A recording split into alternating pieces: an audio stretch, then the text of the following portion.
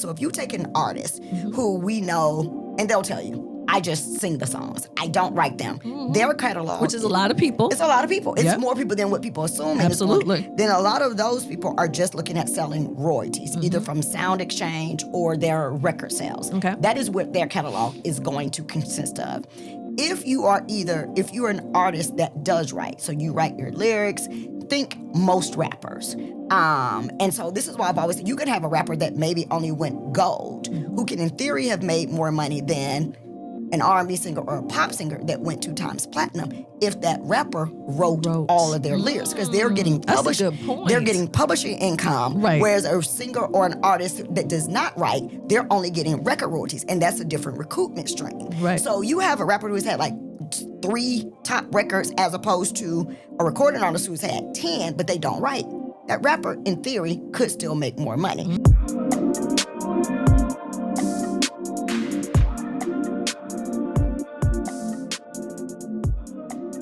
So have you ever wondered what it's like to be the person negotiating multi-million-dollar music industry deals, particularly catalog sale deals? And you're like, Jini, I've heard that term.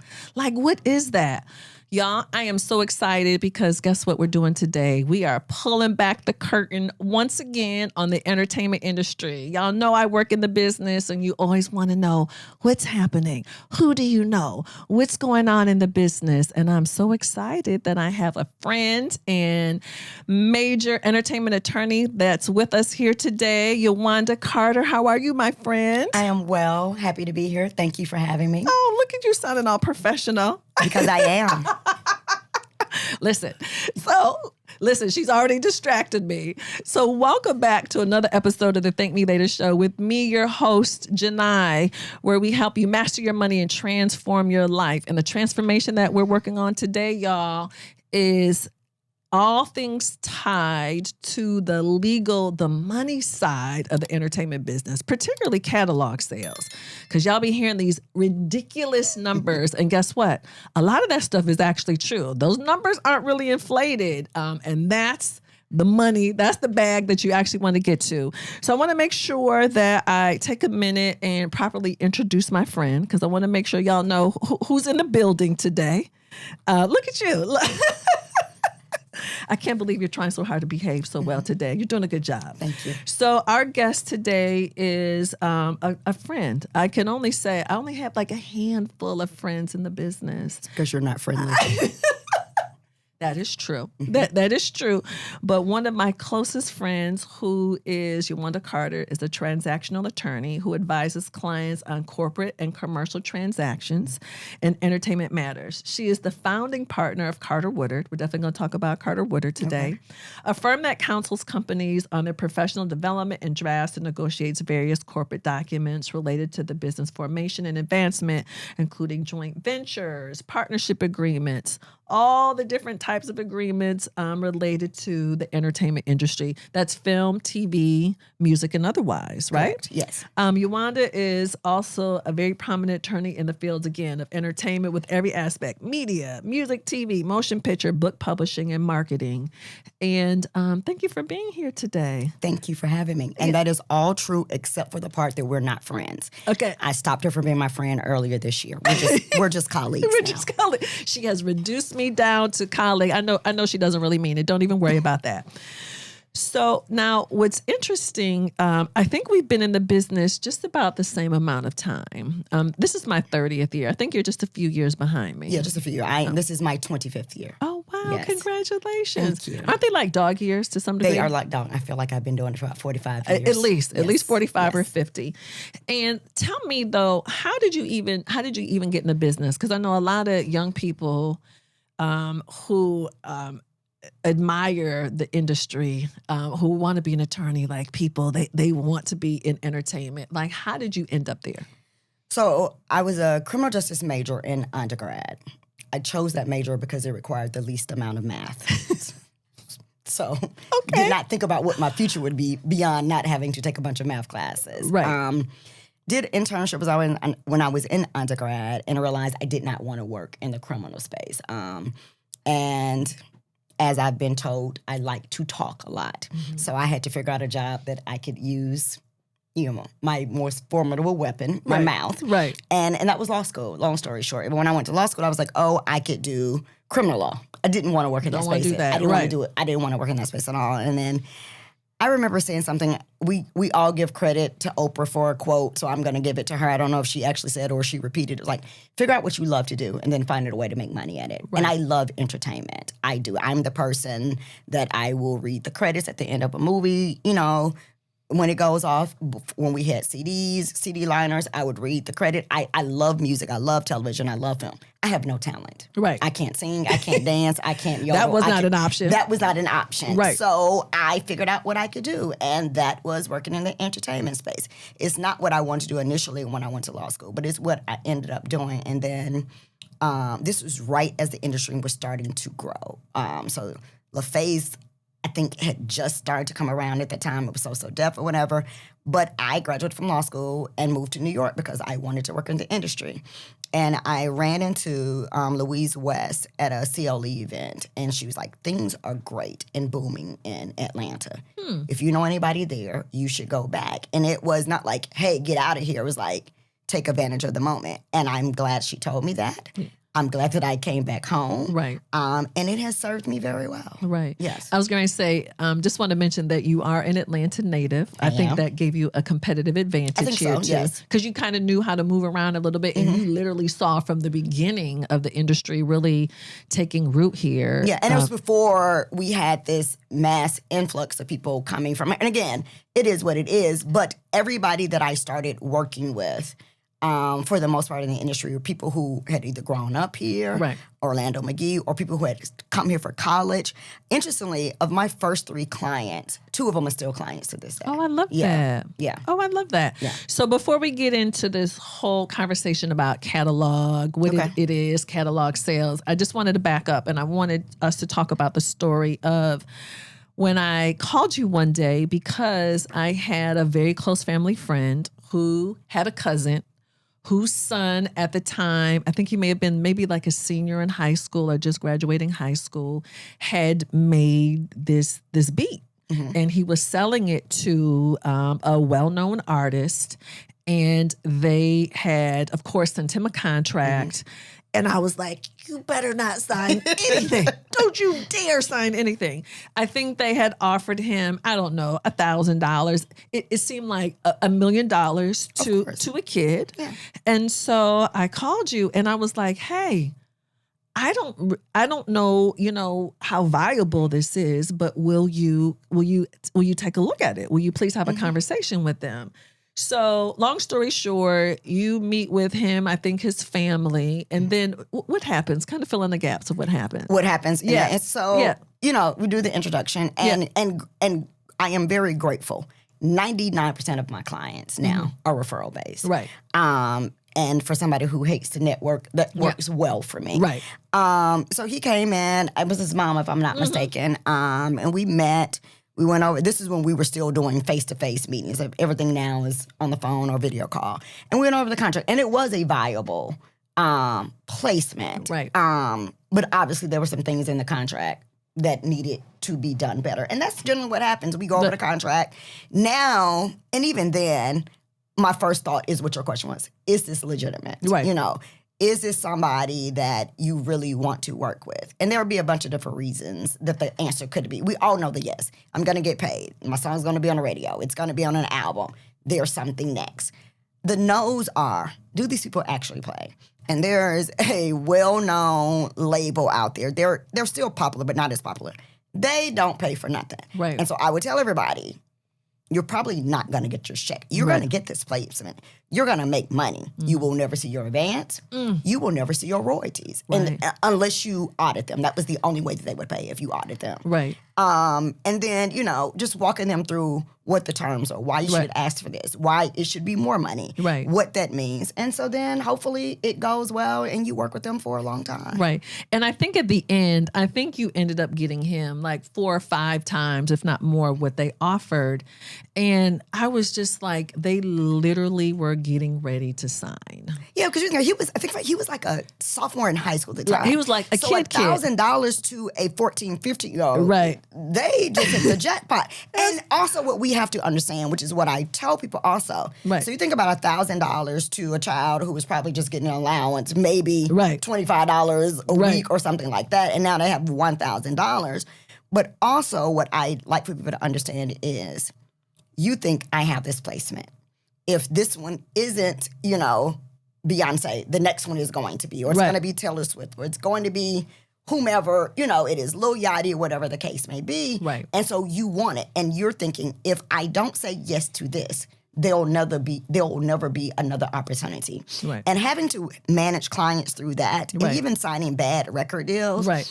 or not so great, and the hardest thing is for you to tell them you need to walk away from this. Right. And they want to do it. And I'll be honest, 7 times out of 10, they're going to sign it anyway. Anyway. They're going to sign it anyway because for them, this is my one opportunity, My one shot. my one shot. And if I Yep. don't take it, then I won't have another. Right. Sadly, what ends up happening in almost all of those situations is a year later or 18 months later, I literally ran into a former client, don't sign the deal. He signed it, I'm sure he got in his feelings because I never saw him again after that. I didn't talk to him. And I ran into him like a year later and he saw me and I saw him, but he dropped his head. Right. And I was like, well, what is going on? And he was like, I was like, did you drop your head? He was like, yeah. I was like, what's going on? He was like, I signed that deal. And it's been horrible ever since. I'm sure you've heard. Signer's remorse. And it was signing. He was like, I was just so embarrassed because you told me to do it. I was like, hey, I told you. I mean, it wasn't the first time. It wasn't going to be the last time. So you and I have both seen some really, really, really bad deals. Yes. Yeah. I mean, just it's horrific. And I don't know if this happens in other industries because obviously we both work in this space. Maybe is this common for people to intentionally take advantage of other people, particularly young people too. What do people do? Because people need a lawyer, but how do they find somebody that can actually help them? It's interesting. And I'm up and down on social media. If it all went away today, I wouldn't care. Right. But people do DM me and other attorneys, hey, I would like to work for you, whatever. The problem with DMing me is I check my DMs about once every 6 months. Right. So I was like, oh, hey. But that's actually what happened with Lil Yachty. His dad had DM'd me, and I know his dad from like high school. Right. And I didn't check my DMs, and then somebody gave him my number. He was like, I DM'd you a week ago. I was like, yeah, my bad. I still don't check them. Right. But I would say the one thing that social media is good at is that you can go through and you can search entertainment lawyer. And almost all of us, the reputable ones and the ones who are just getting started, not so much, they're doing something. You will know. If it's in music, put up one of the episodes, the issues of Billboard top music lawyers. You know, they're going to be at least 50 or 100 listed there. Right. Same thing with film and television attorneys. Find somebody. Do a referral. I mean, a lot of my clients, they were in a studio, they were up and coming, and, oh, Uwonda's your attorney. Can you give me her number? Right. And they would say yes. Find somebody. The worst mistake that you can do is not having an experienced entertainment attorney. For sure. Doing it. And the reason that I say experience, and I'm saying this directly because we all went to law school. And unlike medical school, when people do their residencies and everything, when they go into a particular specialty, we don't do that in law school. So when I'm a lawyer, I can just be a lawyer.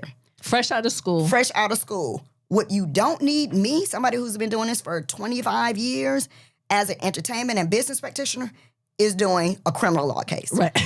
You're going to jail. Right. And you're never getting out. Right. If you do it with me. And so you shouldn't do that. And so I have people like, oh, my cousin is a professor at X school. Okay, what school? I mean, what do they teach? They teach property law. You just gonna let them Right. review this 55-page recording agreement. Right. Knock yourself out. And I can always tell Right. when I'm dealing with somebody who doesn't do entertainment. Who doesn't? For sure. I can always tell. And I think people need to understand, Uwonda, that attorneys and even accountants, CPAs like me, we're like doctors. We're very specialized. If the attorney is doing divorce, they should not be doing reviewing your entertainment contract. Please don't do that. Please don't do that. And I think people just think attorney and they think people can do any and everything. Yeah. So make sure you're doing your research and you're asking the right questions. And I know people want to use people that they know or affiliated with. May not be the right person for you. So I want you to dig in a little bit more. And let's be clear. If you're a good attorney, you're supposed to say, this is not my area. Yeah. You're supposed, and thank you for saying that. As an ethical thing and just, integrity. This is not what I do. But I can help you find someone. Absolutely. And for my clients, so I have several clients. Lil Duval, he's going to come to me for everything. Right. It's up to me to find the right person for him. Based on what his need is. Based on what his needs. And I will do that. And I will sometimes, depending on what it is, be on the call. Right. Just to, be the buffer, whatever that is. But I have clients who are doing very intricate investment deals. There's stock being, there's stock interest and equity interest. Right. I don't review those. Right. And what I always tell younger attorneys, especially those that work for me, it's one thing to be able to read and in theory negotiate what's in an agreement. What it is very difficult is to know what's not in the agreement. And Right. only practitioners point. in that area know what's not there. Right. And that's where we are. Yeah. Okay. I love that. So, all right, let's start talking about the big money. Okay. All right. So you hear people selling their catalog. What does that even mean? So it means a couple of different things. And I'm glad we're having this conversation. Because, it's a lot of smart, dumb people on the internet. And it's like, well, this Smart person, dumb. because they know everything. Right. LLC Twitter needs to go away. Right. Because they know everything about how to file your business, how to Right. get your taxes, and all y'all going to jail. Right. So you'll hear something about a particular artist who sold their catalog for $20 million. And instantly people was like, oh, they should have made more money than that. Like, it should be more than that. They got robbed. Well, there are a lot of things that you don't know. So if you have a recording artist. Okay. First of all, back up. What is a catalog? What does that even mean? So a catalog is literally your body of work. But you can divide it separately. And so all the songs that somebody has made. Somebody has made. Okay. But and I'm glad you told me back up. So if you're a recording artist, but you don't write your songs, you just perform them, then your catalog is going to be all the songs that you vocally that you've appeared on or that you've recorded. Your catalog would include your royalties from the album sales based on your artist royalty. But it could also include sound exchange, because that's another stream of income. It could include performance rights organization monies, ASCAP, BMI, or CSAC, but that's generally only if you write. So if you take an artist who we know, and they'll tell you, I just sing the songs. I don't write them. Their catalog. Which is a lot of people. It's a lot of people. It's Yep. more people than what people assume. Absolutely. Then a lot of those people are just looking at selling royalties, either from sound exchange or their record sales. Okay. That is what their catalog is going to consist of. If you're an artist that does write, so you write your lyrics, think most rappers. And so this is why I've always said you could have a rapper that maybe only went gold, who can in theory have made more money than an R&B singer or a pop singer that went 2 times platinum if that rapper wrote all of their lyrics, because they're getting published. That's a good point. They're getting publishing income, Right. whereas a singer or an artist that does not write, they're only getting record royalties, and that's a different recoupment stream. Right. So you have a rapper who's had like 3 top records as opposed to a recording artist who's had 10, but they don't write. That rapper, in theory, could still make more money. So you're talking about... I love that. No, and a lot of people don't think about it like that. Right. And so a lot of people don't. Right. And so for recording artists who write and or produce, a Missy Elliott. Okay. She's a recording artist. She writes lyrics. Right. She produces records. That's a whole lot of catalog there. Or you could have just producers or songwriters who they are not forward-facing. They're not singing, performing on the record, but they are writing the lyrics, they're producing the beats. Those are the 3 primary categories that you're going to have. Gotcha. And so as a songwriter producer, your catalog is all publishing income. So it's going to be mechanical royalties, your performance rights organization money, BMI, CSAC, ASCAP. It could be whatever show you're getting from Sound Exchange, and all other publishing income, whatever that is. Recording artists who sing, who write, or whatever, same thing, whatever. So that's what the catalog is. Catalog sales can be for all of these things. Or a piece of or it. a piece of it. But the piece could be, like I did one for a client who is an artist, and we were doing it on the publishing side. But So so for people who are like, okay, remind me, you were doing it on the publishing side, which means he writes, either in this instance, he was a producer. Okay. But he also had a recording deal also. so he made the music. So he made the music, but also had a recording deal. When we were going over all of the songs in his catalog, we're talking about probably close to 300, 400 songs. Dang. But because he was a recording artist, one of the things he said was, I don't want to include the income or the catalog for my first album in this. So you could carve out. You can carve out. And so for his thing, it was special to him. Okay. You know, like, whether it makes me $2 or $2 million, I'm going to keep this on my own. Keep that separate. And other deals that I've done with producers, I know we're going to get, this is why a business manager is so key for catalog sales, and we'll get into that. Right. We were able to tell what songs were generating how much money, and based on and so when you're talking about the producer agreement that you're talking about, one of the things that we negotiate, and depending on your stature, is whether or not you're going to get master level recoupment or album level recoupment. Okay, so talk to me like I'm in the seventh grade right now. So if you're going to, if you're a producer and you're going to be on my album, I can't sing or dance, but here we go. You're going to be on my album, and you only produce one record. Okay. Let's say that your producer advance is $10,000. Okay.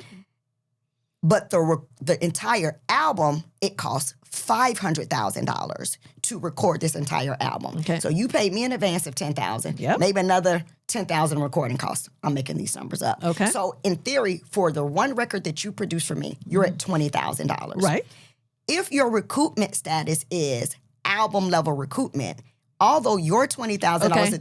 I'm in the seventh grade. Album level recoupment. What does that mean? The record label has spent $500,000 on this album. Okay. The record label has to make that that money $500,000 back first. before the artist gets whatever their royalty is going to be. Okay. Producers get paid based off the artist royalty. So if the artist has a 18-point royalty, if you're a 3-point producer, it's prorated down for that. So the record label is saying to artists, I'm not paying you any money until we've made All of our money back. all of our money back. Yes. If you're a producer and you're based on album level recoupment, then even though your $20,000 would have already been made back, you can't get your $1 over $20,000 or whatever it is until the artist has paid the label back $500,000. There's a lot more going to this, but this is easier number sake. Right. But if you're doing master level recoupment, then it doesn't matter if the artist has paid the label back or made the label back $500,000. Once you make back your $20,000, then you are entitled to get a check. Now, because I have nothing to do with what's happening at the label level. Right. And again, the formula is a little different, but I'm just doing this for easy number's sake. But master level recoupment is something that's generally reserved for higher stature producers. Right. Not the new producer who this is their Rightfully first so. placement. Right. And what we will say to them, yes, I'm talking to all your attorneys who keep arguing with me about master level recoupment. Right. Y'all What I not was- getting it. is that, especially now because the advances are so low, so it's $2,500. If all you have to recoup is $2,500, but the artist spent $250,000, then you're getting a check a whole lot sooner than an artist. And you're thinking, well, they just have to spend $250,000. $250,000 for an album Is nothing. Is nothing. That's nothing. There are albums that people spend millions of dollars Literally, on. yes. And it's an increased value that you get as your stature as a producer goes. Right. So back to the catalog sale. Early in this particular producer's career, they were getting album level recoupment. And because it was for Uwonda as an artist who only sold 4 copies, Right. this album is never going to recoup. Well, never. It right. will never recoup. So you know what? Instead of it bringing the value of the catalog sale down, because now we're looking at a bunch of negative, let's just take it out.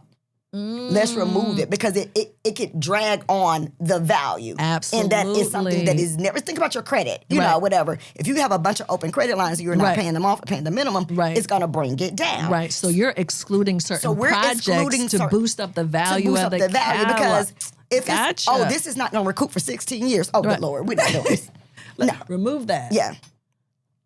So that is what we're doing. But also, Mm-hmm. what you can do is say, I'll include everything, whatever everything is for you. Right. But I only want to do 50% of it. I want to keep the other 50% for myself. Right. And a lot of people do that because they just want to do it as a comparison. Let me Right. see based on what they gave me, or they want to have something they're going to pass down. Right. You know, as part of their legacy. Right. So, but it can do any of that, but you can pick and choose what you want to include. Right. So obviously we've had these massive deals, Mm-hmm. whether you hear about Justin Bieber's deal, Taylor Swift's deal, you can bring it locally to Atlanta. You hear about Future's deal. Mm-hmm. Like there have been some, can't confirm those numbers, but there have been some massive deals. So any of those particular deals, I don't want you to refer to any of your clients, but anything that you know about some of the big deals that you kind of like to talk about, because I know people are like, what? Tell us And like about you, what? I won't talk about anything particular. I won't talk about anybody's deal specifically. Right. I was doing a catalog sale for one of my clients, and the attorneys that were negotiating it on the buyer side accidentally sent me a draft for another artist that was doing a catalog sale. Okay, so made a mistake. They made a mistake. And so now you got to see some other people's numbers. Yeah. And when you saw them, were I you didn't like, even realize until I was on page 33 Right. that it wasn't my client's agreement. Right. And I did call them. I was like, hey, this wasn't, because you got to let them know. All right. You sent this over. It wasn't made for me. right? And when you saw it, were you like, what in the world? The numbers did not make sense originally. I thought it was a little elevated. I went back to the beginning and Okay. it made more sense. Okay. And So you had the agreement. You had to look at it. At this I mean, I point. didn't. No, I did not have to look at it. And I only read it as far as to see that it was not my client. Right. So and so for the numbers, it seemed, and this particular artist, especially earlier in their career, had sold extremely well. Did really, really extremely well. So Right. it being a 7-figure deal did not surprise me. Right. I did not know how they got to the number. And I think this one was well in excess of $50 million. Over 50 million. Over $50 million. Okay. So let's just pause right there. Yeah. Yeah. Y'all just like, wait a minute. You're talking about somebody who is a singer or a rapper who is not old. This No. is not someone No. who's like 60 years old. No. This is someone who's worked 10, 15 years-ish or so, I'm guessing. Yeah. Yeah. Yeah. Probably closer to maybe the 15-year side. Their assets, their intellectual property is like a $50 million deal. That is that shows you the value of how much money is made in music. It is. And so understand when you're doing, and I know we'll probably get into this, Right. the catalog sales, generally what they're always going to ask, and we can get into the details, is for your statements over the last 3 years, and they put a multiple on it. Right. This particular artist had several, not just big records, like number one Massive records, like records. massive records. So again, it threw me off because although this particular person did write, they did not write everything. Okay. So it wasn't like as a lyric writer, they were getting 50% of every record. Right. But still, I was like, but you know, again, if I saw it at 25 million, I would have been like, check the box. Right. What I realized when I went back to the first page to confirm that this was not my client, is that they included futures. And not future the artist, Yeah. future income. Earnings. So that particular artist may have had 2 or 3 more albums left on their record Okay, deal. so hold on. What you're saying is when you sell a catalog, you can actually sell what has not even been created yet. Yes. Isn't that something? Yes. That you can actually make money off of something What is not? that has not even been created yet. Yeah. The thought is, and again, this obviously it was not Rihanna, but Right. I'm using Rihanna as an example. If she should ever record another album, Yeah, she's told y'all that's not her priority right now. Right. But if she should, Yeah. this is hypothetical. Any catalog buyer, if there's something she wanted to do, it would be crazy not to do it. Absolutely. The anticipation in and of itself, yes. people are going to buy it because Yeah. she hasn't done an album and so on. So if you think about that with the futures, it makes sense. if she were to do an album, I'm gonna put it all on the table for that if I was a catalog buyer. Absolutely. It's going to sell like crazy. And if she has minimum 2 hits off of that, Right. you're getting your money back. And that's not including her other catalog. So this person, there is anticipation for subsequent albums. Gotcha. Maybe not as much, but still has a very solid fan base. Right. And so, yeah, you're doing future. So it is my past 2 albums, whatever, Right. did this. Right. I have 2 more albums to go. The fans are anxious for it. Right. I'm going to do this deal, and I'm going to give you my futures. Right. And so again, she's not talking about the artist's future. No, not the art. No, not talking about the artist future, like future royalties, future income. But Thank you. the short firm, the industry term is futures with Gotcha. an S at the end of, not that particular artist. Yeah. Right. So what does it feel like to sit at the table of the, because we're talking about multi-millions of dollars. Like, tell me, like how do you feel like at your first one? By the third or fourth, you're like, oh, but the first time, that third or fourth one was the big one, baby. We was real happy. We was real happy about that one. No, and I had some big ones before that. Right. So it's interesting. And when we were friends, you heard me lament that. As much as I enjoy my job, and I'm blessed, I am extremely grateful. Reading the same agreements over and over again. Once you've read 25 producer agreements, you see them all. You see, side artist agreement, recording agreement, and publishing deals are a pain because they are so long. Right.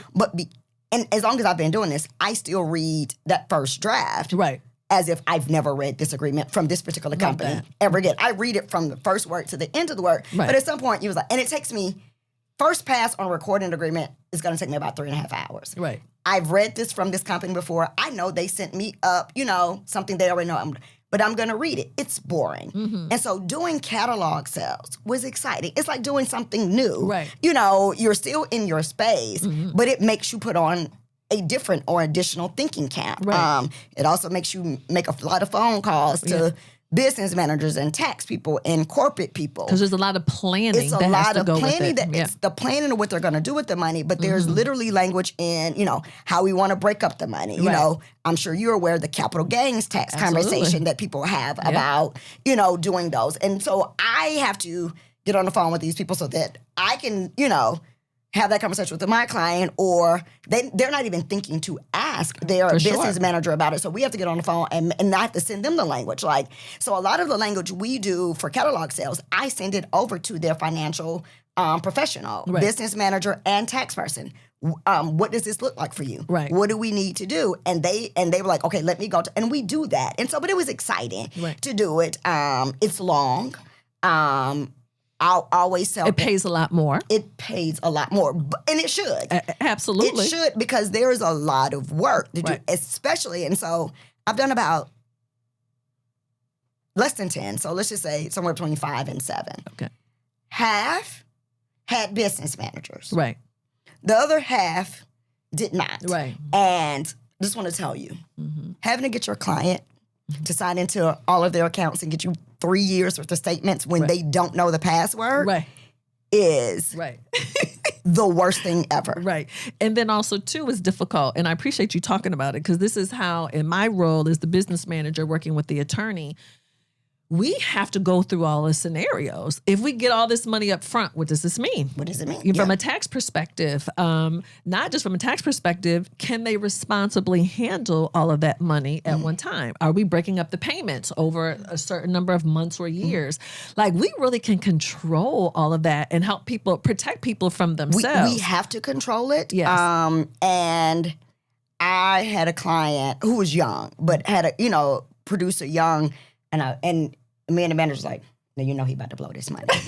Legit. But and he would tell you, oh, I'm about to blow this money. Right. He already knew what car he was gonna get. Yep. But he also wasn't. I don't even know if he was 20. He started young. Well, no, he was probably right at 30. It was one of the first ones I did. It wasn't the biggest one, but he was like, oh yeah, I'm about to spend half of this. But he still had, or still has, a very viable career. Right. And so if they're young and they're still in demand, we can make it happen. happen. Right. If they are older and the demand has starting to decrease a little bit, we got to have real conversations about that. For sure. We got to have, and whether that's, we're not going to do the whole catalog, we're going to have them break the payments up, whatever that is. Right. Right. So, so when have you ever advised one of your clients not to sell their catalog? And why? Like, why? It wasn't enough money. And not like, oh my God, like you got to make a gazillion dollars. This one was $200,000, which if somebody gave anybody in this room $200,000 a day, we're good. Right. I knew the person. Mm-hmm. I knew if they got $200,000 on Tuesday, it's gonna be they were going to be the negative $100,000 by Thursday. Right. Just legit. Just whatever it was. And so if they were making $10,000 a year on that catalog that they sold, it would have served them better to get that $10,000 even over a 10-year period if it went down to $7,500 than to get that $200,000. All up front, yep.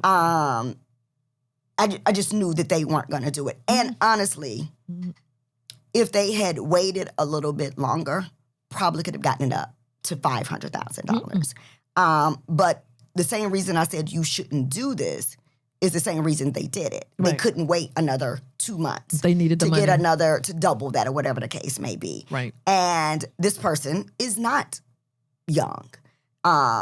Their career in the music industry pretty much had done what it was going to do. It was great.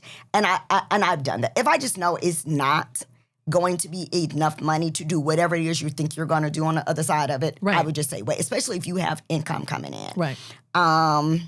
That's generally it. That makes sense. Yeah. Though. I want to go back to one thing that you said. You talked about producers' advances being lower. So you're talking about the person who is making the music. They used to get these like astronomical advances. And you're saying that doesn't happen. No. So like on average, a new producer, an advance might be what? New. Today. $500 to $2,500. Shut up. $500. So think about 500. So think about the height of when we saw these. Yes. There was a time, and you know this factually, and I know this. Producer advances could have been $75,000, $100,000, whatever. And with, low end 20. You may see for a new producer when I first got started at $10,000. Right. Maybe, depending on if it was a type of project, maybe $5,000, $7,000. So when I started getting agreements on me, that's for $2,500, I was like, no, what is we supposed to do with that? And I meant that not only for the producer, but I also meant that for me. Right. I don't think y'all know what my fee is. But I can't eat like this, and I don't know if they're maybe eat. But no, it has gotten really bad. So that's new. So let's talk about your experienced. They may not be like the marquee, but the ones they have a real, catalog of music. So for the ones who are established. Yes. People are calling me or calling That Matters. I want to get Jini in the studio. Mm-hmm. We're at between 20 to 50,000. Jeez. Numbers have come down, y'all. And those numbers, oh my gosh, those numbers back in the day would have been 75,000 to 100,000. Easy over 100. I've seen well over 100,000 for the ones that you're calling to get in the studio. Yeah. And what is driving down the price? Why are people getting paid less? Hold on, I got to pick and choose my words. I still got to work with these people. They still got to cut me some checks. Okay. It's with almost everything. There are a couple of things, and almost all things bad go back to the internet. This is my story. Okay. And so the issue is that artists are just putting out. They can put out a record a day every day.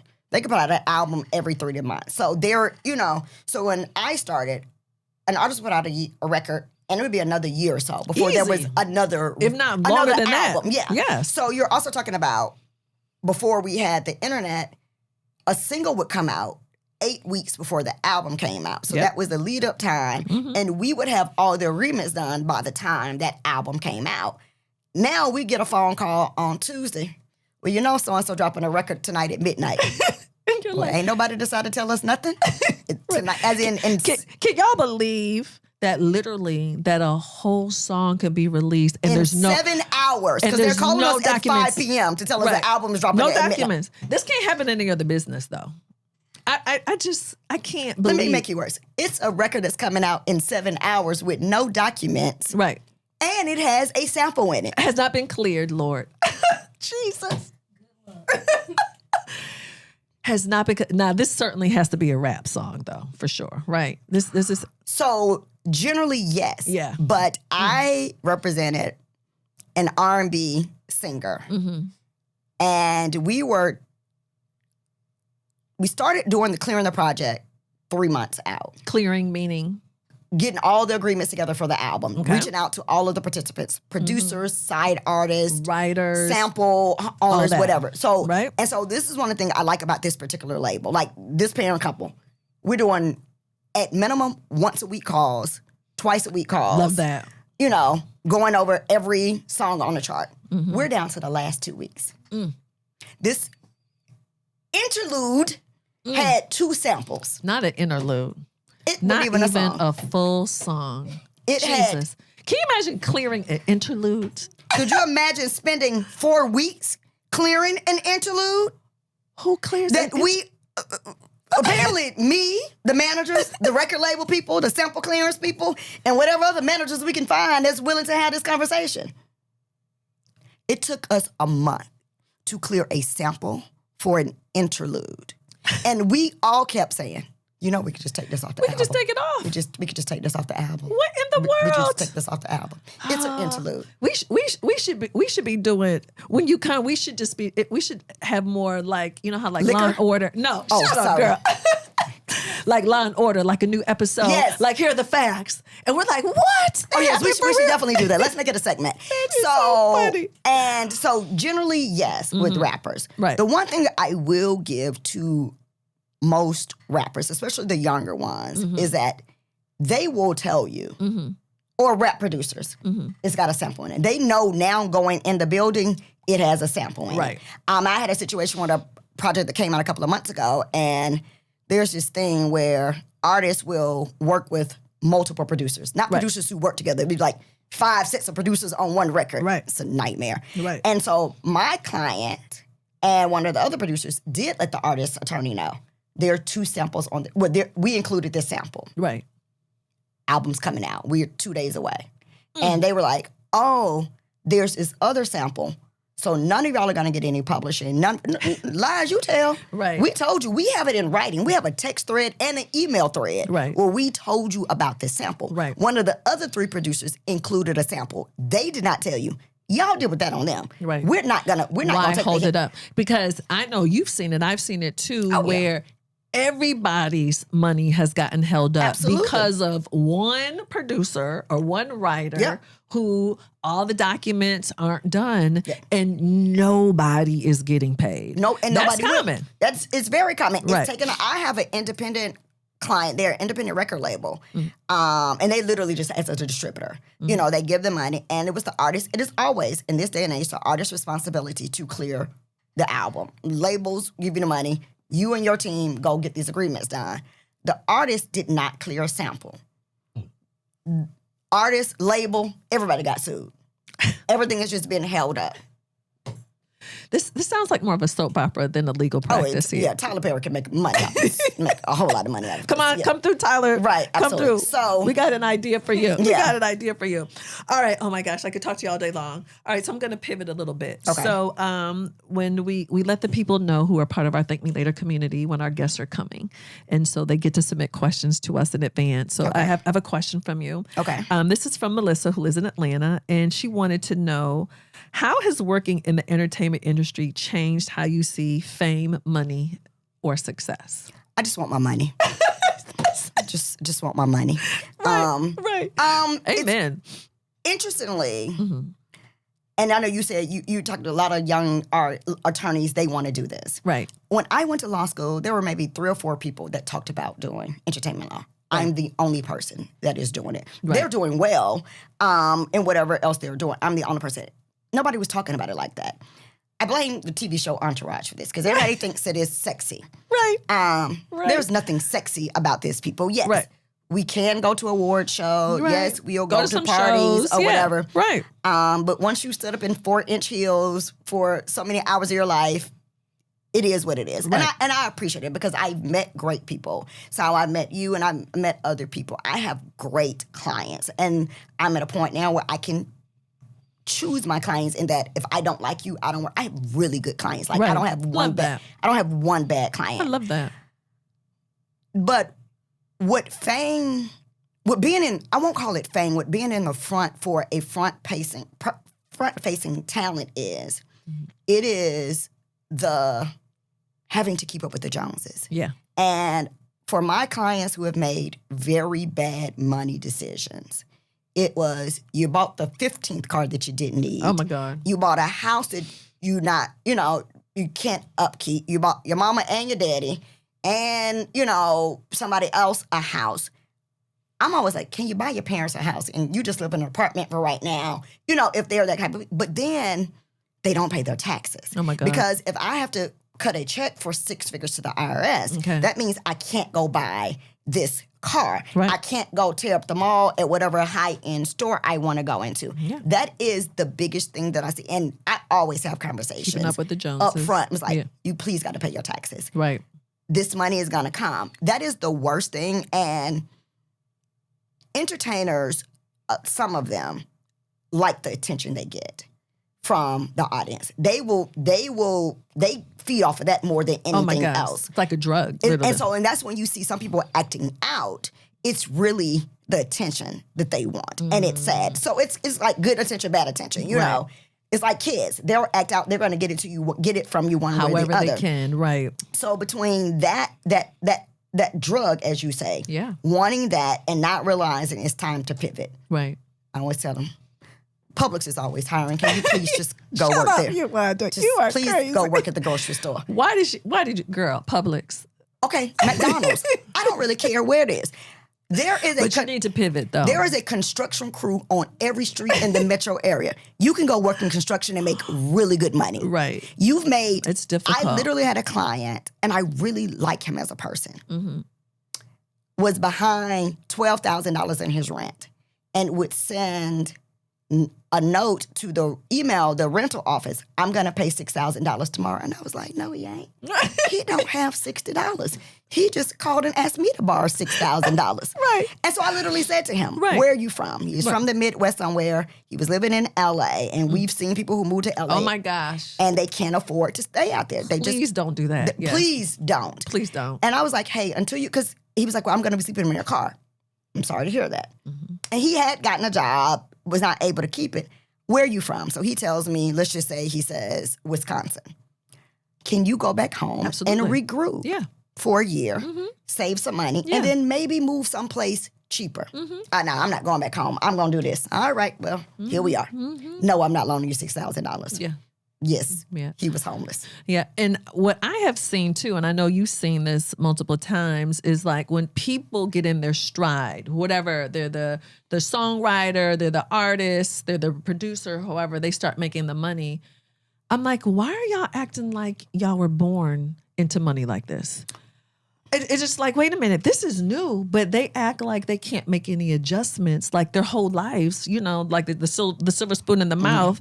I'm like, we have to downgrade. We do. We need to downgrade, and the willingness not to downgrade is a huge problem that I see. But I'm like, listen. Can I do you one better? Can Okay. we not fully upgrade? How about that? Can we not fully upgrade? Right. Because then it makes the adjustment a whole lot better. We spoke on a panel years ago, and you were speaking specifically about athletes, but you said something to me, and it was very profound. Athletes, like entertainers, have a very small window Yeah. of when they're making the bulk of that money, whether that's 5 years, 10 years, whatever. If you're not lucky, long. it's not long. Maybe 15, Right. if you get a Tom Brady, something like that. But generally, but they retire young. Yes. So when that window closes, Yes. 35, 40, Yes. you still have another 20, 30 years to work. And the bulk of the money that you would make, unlike people in non-entertainment jobs, when we turn 40, we're hitting a stride. And at that point, we're Absolutely. making the most of our money until we retire. Absolutely. They've already made the most of their money. And now but they have to now live. you're 29. you're 29, you're 35, and you now have to live off that for the next 30, 40 years. And it's a problem. You also have not paid your taxes. Right. And so we were talking about the catalog sales. I'm going to pivot back to that. I had a client who desperately wants to do a catalog sale. They called me. They said they can get about $5 million. I'm not mad. And it was somebody who was really, big producer in the 90s, R&B songs. Let's get into it. So they said, this particular company reached out. I said, I know the people over there. Let me call them. Right. Hey, are y'all still interested? We would love to do it. He couldn't get the business right. I was like, what are you talking about? So I go back. I'm on the phone now with his manager. We got 2 child support matters that are in arrears. Just want you to understand. These children are in their 20s now.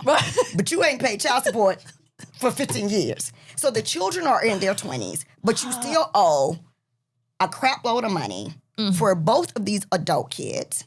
You have IRS debt.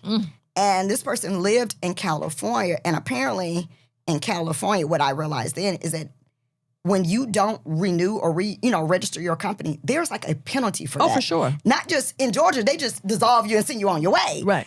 There's a penalty in California. So it was nominal, maybe $1,000 or so, but between the taxes, the child support arrears, the other financial things, we couldn't get past it. I was like, well, hi, because what we can do in catalog sales is do holdbacks. Right. Hold back for all that stuff that you owe. $5 million. If you owe $250,000 in taxes, we're going to hold back $300,000 just to make sure. If you owe another $100,000 in child support, we'll hold that back. Right. Because what you're going to do with the money that you got up front, you're going to satisfy those debts. Right. And then once you give us proof that you've satisfied those debts, we will release this money. Yes. So I say to this young man, get on, go to the IRS, let's figure out what it is. We can pay that. We can pay the state of California. Can you call your children's mothers and ask them to be willing to write a letter? Right. And we guarantee that we will pay them. We cut the check to them directly. Directly, yes. Directly. It won't even go to you. We'll sign it. For this $60,000, can you please just let... One of the mothers is not speaking to him. She ain't signing nothing. She want her money. What you're making me think about, Uwonda, though, is because I think a lot of people think that people who work in our industry, that everyone assumes that everybody's irresponsible. But what I want people to think about, just think about windfall in general. Who is prepared for a windfall? Hundreds of thousands of dollars or millions of dollars. The majority of people aren't ready for that. And so to your question, you was like, they are acting like they were born into money. Yes. That is one negative. The other negative is not being born into money and to get this windfall. Oh my gosh. And now you can get, in your mind, anything you ever wanted. Right. Whether it's material, clothes or purses or shoes or a house. Absolutely. I'm going to rent a private jet to go. Don't do a private jet. I know. I know. And so, and I think T-Pain has done a good job. It's like, y'all want me to spend 6 figures to take a private jet? Right. Well, I'm going to make 6 figures, make it make sense. Make it make sense. But it's hard because you're thinking, I see all these other people do it. I should be able to do it too. In theory, I have the money in the bank. Right. You just made me think about, girl, you're going to have me talking all over the place. We had a mutual client who used to miss planes intentionally, so he had to fly private. So that was the trick right there. That was the trick. That was the trick. So I'm just thinking, now we have spent $1 bajillion more now because it's last minute. We've already bought the commercial tickets, but because they did not want to fly commercial. I'm like, what is happening right now? Please tell me what is happening right now. That same client killed a brand deal. I know. I know. Okay. Because they were going to fly him to do the shoot for it. Yes. But they had him on a G4. Yeah. And he wanted to be on a G5. Right. So yeah, we have lost deals. We've lost millions of dollars. Yes. Of deals. Millions of dollars of deals. So yeah. He's a former client for both of us. For both of us. Okay. Enough about that. We'll let y'all use your imagination. Who that is. Yeah. The other thing that you just made me think about. Thank you for mentioning the whole tax situation. We currently have a client who did a catalog sale maybe about 2 years ago. The motivation really for the sale, number one, was to get out of previous tax debt. Yep. So you're selling your asset that you have today to pay for a bill from yesterday. So, but guess what? You get, I can't remember what they got. Let's assume it was a smaller sale. So let's assume it was like $10 million. You used all of that, or probably 80% of that, to pay previous debt, but you have to pay taxes on everything that you got. You're paying taxes on the 10 million. You understand what I'm saying? So it's just like, If you didn't pay that 80% that you owed before, you're not about to pay. oh my God. So please, you have got to pay in real time. You have to use today's dollars to pay today's taxes. So You can't use today's dollars to pay yesterday's taxes. You cannot. It's very difficult to get caught up. Oh, yeah. How many situations am I dealing with right now for clients where we are trying to climb out of tax debt because they were busting a move? Lives looking amazing now. Yeah. Yeah. Struggling though. But see, and that's the thing. And if you didn't have to spend 80% of $10 million, Yes. then I'm sure what you have advised is, Right. I'm going to take whatever the tax amount and put that in a separate account. So when it's time for you to do your taxes, Right. we're going to pay the taxes then. Right. But if I got to spend all the money, Yeah. there's no way to do it. And I have a client now that I'm working on one for that very reason, the tax debt. And and the problem is that he could get more shows, but he has to be careful where he performs because IRS wants all of their money. Oh, for so sure. there, in theory, should be royalty checks coming. He's not getting that. That's Oh, just yeah. all going to. Oh, people don't realize they can freeze all of Oh, that. I have. Where the money can go directly to the Directly to IRS. them. And it is. You're not even getting your You're not publishing. getting that ASCAP beyond We're my not- check. You're nothing. not getting your record label. The royalties. IRS reaches out to them directly and says, Hey, whoa. run me my paper. Run the money this way, please. And then you don't see any of that. I could, in theory, do another deal for him, but he was like, "For what?" Why? So we could do a catalog deal for him, and it won't even take up a quarter of the money, but it'll free him up. Right. But the only way that I would do it for him, and this is one of my favorite clients, the only way that I would do it for him is if he allowed a business manager to put what was going to be for taxes later on Right. into a separate Put account away. that Yeah. he cannot touch. Separate himself. Yeah. Oh, Lord, this is a lot. Lord, girl, you about to make me lay out. All right, couple quick questions. So I just want to talk real quickly about being a woman in the industry. Okay. So for young women who want to, because it's still, there's a lot of us out here, but it's still very male dominated. Any advice for women in particular who want to be in this business? It's funny because it is still male dominated, except for apparently in Atlanta. My partner and I have been trying to find good people, number one, but men. Our office, outside of my partner and one other person, it's all women. Cannot find a male attorney to save your life We right now. cannot find. Come on, men. We can't find. She knows it's real hard for me to choose my words carefully because normally I just say whatever I want to say. Right. They're just not on top of it. Understood. We got Pass the bar. We passed the bar. We got an interest email from somebody who's at a big firm here, addressed it to me, but referenced their interest in doing NIL. My partner does NIL. Right. I mean, I do brand deals. My partner is known through not just No the state, question. but throughout Donald the country. Woodard, no question. Donald Woodard is known for NIL No deals. question. You know, he's done some of the biggest. Why would you not even do your homework enough Come on. to address it to him? Also, you know, just so happened the college that Donald's daughter graduated from, it's a college this person got. There are so many other Why am I getting a letter, sir? Why am I getting a letter? Why am I getting it? You know, and that's a very small thing. Right. But Small but big. Yeah. one of the few things that I've run in with men in this space is that they want to do it for the sexy. Right. You know, I want to be at these. I need you to read these contracts, and I need you to read it thoroughly. Yeah. But I'll be honest, that's a female thing too. But being a woman in this industry has its own challenges. You got to be very discerning about what spaces you allow yourself to be in. No question. You know, before I got married and when I was dating this guy was police officer. He was like, "You're going to the studio late at night?" I was like, "Yeah, my client's got to sign this. Is that safe?" And I was like, "For this client in this studio, yes, it is." I said, at this point, I've been doing this 15 years or Right. so. And I was like, I'm very clear about where I go and Right. where I don't go. For sure. and been very blessed.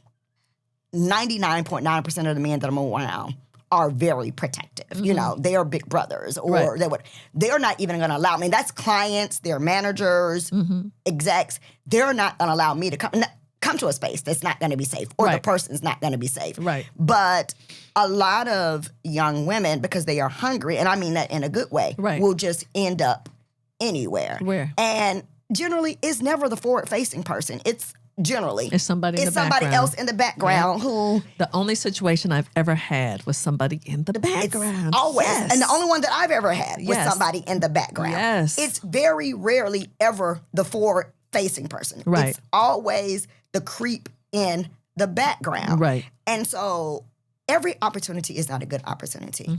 And what I will tell young women and young attorneys, it's okay to set a boundary. Yes. Monica Ewan told me years ago when she was working, she was like, don't give out your cell phone. This is when cell phones were not everybody's phone. And she was like, you need to, because they will call you all night, and all times of night. And to this day, I don't give out my cell phone number. Right. I will to certain clients, especially if we got to be out of town somewhere, we're doing meetings. But generally, it is not how I communicate with my clients. And even for the ones that do have it, if they call me on my cell phone and I'm in the office, hey, let me call you back from the office. Right. I tell people all the time, I don't have good reception in my office. Right. Whether I do or whether I don't. Right. But it's also, and don't text me anything. Right. And it could get mixed up. For sure. There is a recording artist whose then girlfriend's name was Nikki. I had a Nikki that worked for me for years. For whatever reason, I know how her number got in his phone, because it's like they were like, call, he's going to be in town, get him to sign his agreement. He wasn't a client, but they was like, we're okay. We're okay with you calling him. He's going to sign his agreement. He saved it as her as Nikki too. So once every couple of months, Nikki that worked for me would get a text from him. Hey, baby, I'm about to slide through. Put something sexy on. And she was like, oh, Lord, whatever. And then she was like, I think you meant somebody else. It went on for like a year. It was the funniest, because he was not actually hitting on her. Right. He was talking to his girlfriend. Right. So after about a year, he just had to say, Nikki, lawyer. Right. So he was like, that's not the one. But imagine there are certain people, women in this industry, would have responded, and they would have been right there at somebody's hotel. Right. And, I know this is who we're around all the time, but you got to be very particular about how you're conducting yourself personally, for sure, in these professional environments. And so that's the first thing. And just do good work. Jesus, I was going to say that. Could you please just do good work? Can you do good work? Amen. Yeah. I've had senior attorneys call me fussing at me because for my new associates, I make them handwrite their comments. They was like, this is ridiculous. They should do a red line. I said, my job is not to make your job easier. Right. My job is to train my staff. And what I do know, you learn better when you write things down. Pen to paper is a great way to learn things. Right now, if they're looking at your red line, my red line, they done got all the red lines confused, and we're not doing this. As a matter of fact, we're not copying and pasting your language. I make them use our own language. You got to get the fundamentals down. Right. And what's happening now with a lot of younger people, they're not getting the fundamentals. They just want to be out here. The women want to be out because they cute. The dudes want to be out here because they just want to go to the club. Right. I need you to get my work done. Right. And I need you to get your work done. And I always tell my associates, when I've seen them go back and forth over email, argue, we're on the 8th draft about this conversation. What do we do? I said, pick up the phone. Right. And the 8th draft. Why are we on 8 drafts about this language? Call somebody. Yeah. It really works. Yeah. Young people don't like to get on the phone. Right. Because sorry, y'all don't want to hear that, but it's true. No. And you know what they say to me now? Thank you. Because they got on a call. They asked the attorney on the other side, hey, what is your, why are you pushing this issue? Why do you want this? And 8 times out of 10, they can't give you a why. A why, yeah. And you know what they'll say when you get on the phone? That's okay, we'll make it go. We'll let it go this time. Right. Or they'll be like, oh, well, can you just send the language? You know what that means? Right. They kept saying no because they didn't understand that ask. Right. And so instead of calling you to say, hey, let's walk this through, they kept saying no. When they say, oh, just send me the language, it means they don't know what they're talking about. Right. We could have settled this 4 drafts ago, people, if y'all just got on the phone. I told you what was happening. Right. So the last thing that I personally want to say about this, and I know a lot of young women don't want to hear this, and it's not because I'm old school and I consider you old school. I'm not old school. Yes, you are. There are a lot of places as women still today that we don't belong. They're environments that are not conducive for us to be in the entertainment industry. Don't force yourself to be in those places because it may not be safe for you to be there. There is no reason to go to a hotel room. No, please don't do that. There's no reason. And growing up, somebody was like, I'm in town. Oh, I can meet you in the lobby of your hotel. Please. But there's no reason. And I know of 2 people who were there for work purposes only. Like these particular women were not there trying to get something else done. You know, it was literally, I want to pay you this music for my client. Oh, I just got in. And I know these people. I know they weren't trying to do anything. There's no reason to be in a hotel room. No.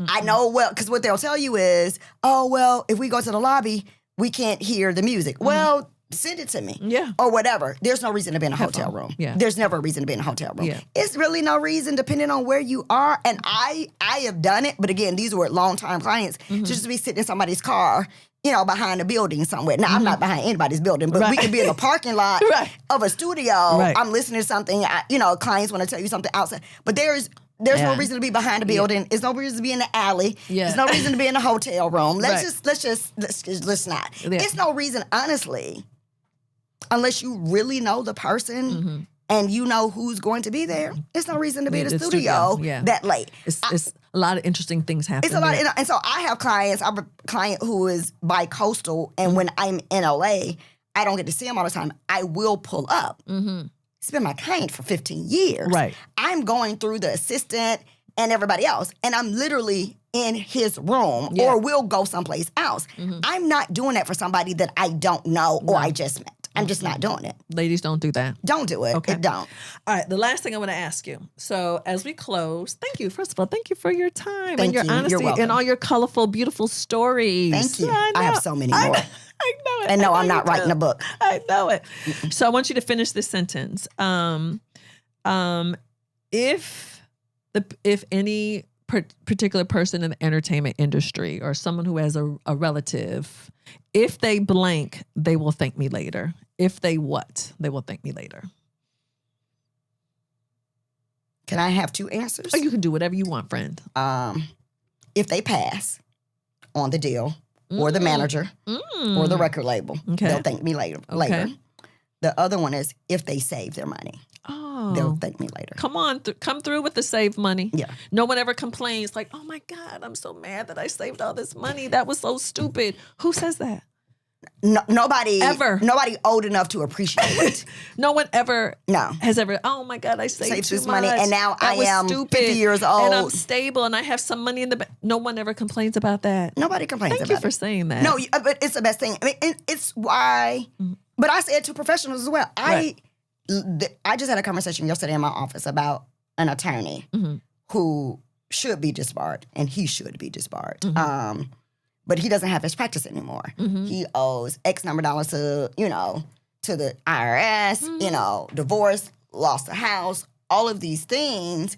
And if you had saved, also if you've not been a scammer and just a regular crappy individual, these things, this is just karma. That's a whole nother conversation. It's a whole nother conversation. Okay. We live in Atlanta. So for people who want to learn more about Carter Woodard, get in touch with you, like all the social media websites, what are all the things? So Carter Woodard website is carterwoodard.com. My social media, Instagram, Threads, and LinkedIn is Uwonda Carter, UWONDACARTER. I don't check DMs on any of them, so good luck with that. Right. Thank you for being honest about that. And so, y'all, thank y'all for tuning in today. This is part of our Thank Me Later entertainment industry series. You know that I had the honor. I talked to Sherry Riley. I talked to Keisha Perry as well. Yes. So thank you for being part of the group because people always want to know what's happening. But we want really informed, educated people to be in our industry and thrive and not get bent over because they have no idea what's going on. So thank you for sharing your gift and your time. I appreciate that, friend. Thank you. Can I add one more thing about catalog sales? Sure, we of talked course. we talked about taxes. We talked about child support. We also need to consider marriages and divorces. Say that. We have to consider marriages and divorces because if you do it when you're married, that's going to be part of your marital Property? It's property. Yeah. So that's number one. If you have gotten a divorce or you're getting a divorce, your divorce decree settlement should outline if the person you're divorcing will have any rights to any part of your estate. Of that. If they do or it's not clear, you will have to have them sign off on something. I've had this happen. If you are married, your spouse will have to sign off something saying that they won't contest this later on down the line or anything like that. Thank you for mentioning this. Yeah, so I want people to be mindful of that because marriage and divorce, they do play a part in, especially with a really good buyer that's going to do their due diligence. Because what they don't want is somebody who's married and then 5 years they get a divorce and the spouse who was not a part of the sale is like, oh, that should have been half of my income or it's tied up. So be very mindful of taxes, child support, marriage, and divorce. Okay. Thank you for sharing that. You're welcome. She's not encouraging people to get divorced, but just mindful Or to get married. Right. Girl, shut up. You are crazy. Courtney in the background talking about that part. Yes. Hush, girl. Yes. You were crazy. So thank y'all again for tuning in to the Thank Me Later show with me, your host, Jini Thornton. Please like, subscribe, and share. And let us know what other topics you would like for us to cover. We'll see y'all next episode. Thank you.